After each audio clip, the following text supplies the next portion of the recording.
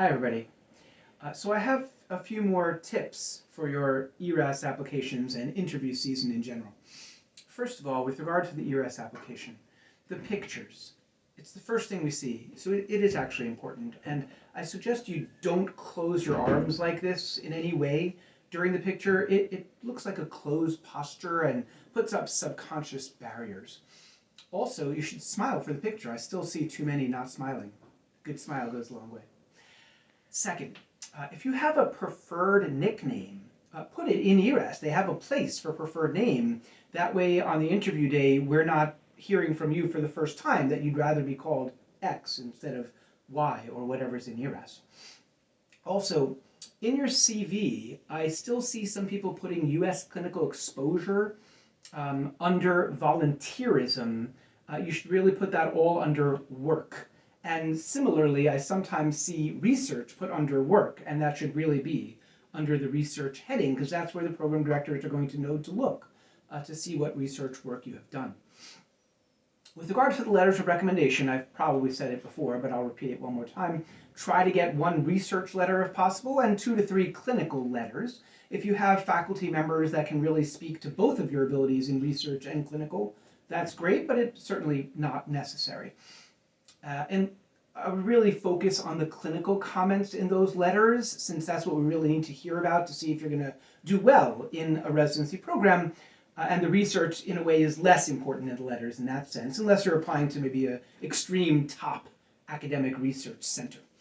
Okay, signals. Everybody's been talking about signals nowadays. Let's address that. So internal medicine, you have 7 signals, although it's not clear if they're going to change that in the future. I would suggest using 5 of those 7 signals to go for safe programs that you are both interested in and think that you'll be able to match into, and use 2 of them for reach programs. But don't reach way past what the program website says is their usual cutoffs for what they're searching for.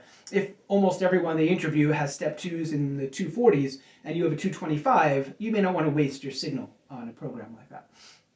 All right, tips for couples trying to couples match. So I suggest that New York City is one of the best places in general for couples to match, because it has an immense amount of residency programs, so that even if one of you matches in one program and one of you matches in another program, instead of both of you at the same program, you can still live in one area and both commute to your different programs, and that way you don't have to be separated by a long distance for your residencies.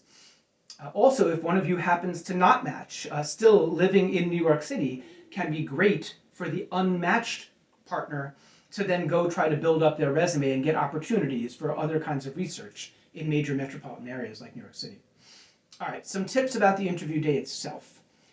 You should always ask questions. When they give you a chance and say, what questions do you have for the program, you should be asking questions. Otherwise, it will look like you're not interested in the program. It's okay to have 1 or 2 canned questions, like what changes do you foresee coming in your program, things like that. But also, you should really think out specific questions based on things you heard about the program on the rest of the interview day or from their website, etc. And that way it shows that you have a specific interest in what that program has to offer. I suggest not using the residency interview to get advice. You're really assessing the program, they're assessing you, but it's not really career counseling time, and questions that ask for advice can really come across as too canned or even just inappropriate sometimes. When you're asked situational or behavioral interviewing questions, if you've prepared an answer in advance, take a second before speaking to make that answer more personal or more specific to the exact version of that question that you were asked. And at the end of the interview day, when the program director or program coordinator are saying goodbye, don't stay on to ask a final question just to get your face on the radar. More often than not, it's going to come across as unimpressive, unless you have something very specific, like a follow-up question that makes sense about that residency. Otherwise, just say goodbye like everybody else is doing. All right, lastly, let's talk about visa tips for a few minutes. For those of you considering thinking ahead to a chief year in internal medicine, you may want to consider that it's much harder to get a chief year on a J1 visa, because the J1 visa doesn't allow you to bill. And many chief years involve some sort of aspect of working on floors or clinic, etc., that involve having to bill for patient care. And so the H-1B will be better for those considering a chief year.